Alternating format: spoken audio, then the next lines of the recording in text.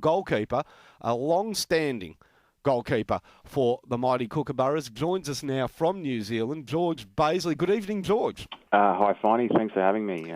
You've caught me just as I'm preparing to go to bed. It's been a long day here. Yeah, and I understand with the time delay, you've been very generous to hang on. We apologise, but we had this amazing situation in our domestic cricket. But on to the Champions Trophy, and a great win by the Kookaburras over Great Britain 4-1. And I say a wonderful win because it's my understanding as the Great Britain team begins to prepare, and of course it is Great Britain, not England, that you are playing. Correct, yeah. In preparation for the Olympic Games. Like every other sport in England, money has been poured in, focus has been poured into their particularly men's hockey team. They're now a powerhouse, and this is a momentous victory for the Kookaburras, who are likewise planning for big things next year in London. Great Britain are a team on the improve, like you said. I am scared to think the amount of money that is being poured into their program in comparison to ours. But with money, that'll only go so far. One thing I admire about the British is their dogged determination and their cunningness and willing to compete. I think that's something which has improved in all sports from the UK in recent years, and it's certainly evident in their hockey team. And they are a wonderful team to play against, and one which we want to beat and not concede anything to. George Smokey here, mate. Great to be chatting with you. The game was rained out yesterday. Was the weather any better today? We woke up to a little bit of sunshine this morning, and there are a few cheers from the boys. Yesterday was a terrible day, and the rain set in, and unfortunately, play couldn't get underway. And I think the tournament organisers have rescheduled things here and there over the next few days to fit everything in. Unfortunately, what it's meant is that the players have had to give up one of their rest days, so it means we'll be playing 3 matches in 3 days, which is not all that common on the international scene, and something we need to manage well throughout the rest of the tournament, just so we're sort of firing towards the end and not fatiguing too much in the middle.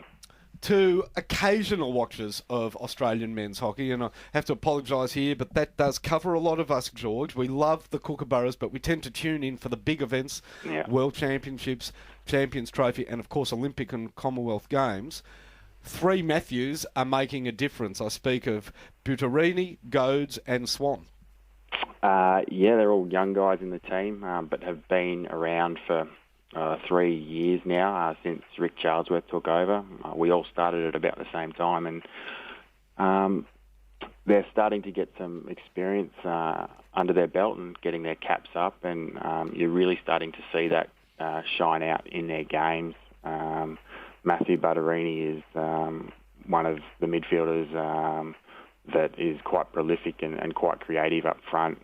Matthew Goads is Jamie Dwyer's cousin, and he's really sort of burst onto the scene and coming on in leaps and bounds at the moment, and quite a dangerous striker with a lethal shot at goal. I know as a goalkeeper, never much fun facing the guys that really do rocket the ball at you, and he's one of those guys that just can score from anywhere in the circle, and is quite good to watch, I would imagine, from a spectator's point of view.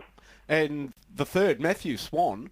Now, speaking of a ball being rifled at you, he did a great chase down when it looked as though it was going to be George Bazely versus the world. He did. He saved my bacon, as he always does. He's like a dog chasing a tennis ball. He is full of energy, and for the smallest guy in the team and one of the smallest guys going around in world hockey, he's just attitude and never say die. Outlook and attack on the ball is something which I'm glad he's on my team. I'd hate to be the opposition and have to sort of contend with him day in, day out, and I'm pretty thankful I'm on the right side of it.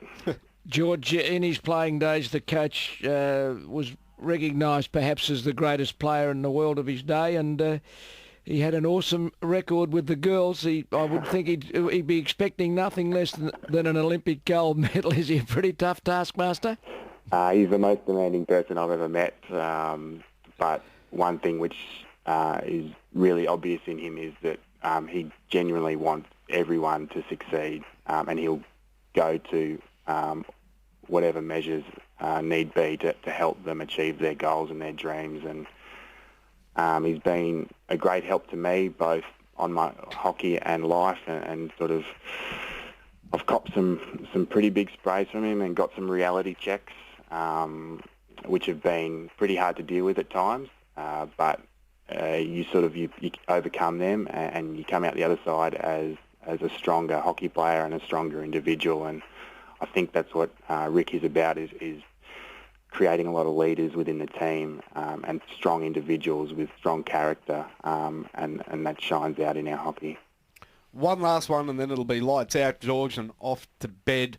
You're a mainstay of the team. You're perfectly positioned not only through experience but through your spot as keeper to tell us listeners exactly how the Aussies are placed heading into the Kookaburras, I should say, are placed heading into the Olympic Games for next year. We understand the Champions Trophy is always a very prestigious event in the sport, and that is the current focus. But are you comfortable that the team that steps on the plane and heads to London will be close to the team to beat? I'd like to say that, but international sport is unbelievably competitive. Our team, I know, will be doing whatever it takes. We have a very deep squad of probably about 40 to 45 players that are all competing for final 16 that's chosen for the Olympic Games. I think that's probably what helps us with our success, is that, yes, we're competing against other teams and other nations, but to get a position in this Australian men's hockey team is as good as gold, and no one is complacent. To say that will translate into a gold medal, watch this space. Is just finally, beyond the hosts who look like they are going to be primed for a real tilt at it, are the Dutch and the Germans again the teams to beat? Traditionally, the Dutch, the Germans, the Spanish, and us are the big four teams, like AFL, the Bombers, Richmond, Carlton and Collingwood. You must be a Richmond supporter, George. No, I'm an Essendon supporter.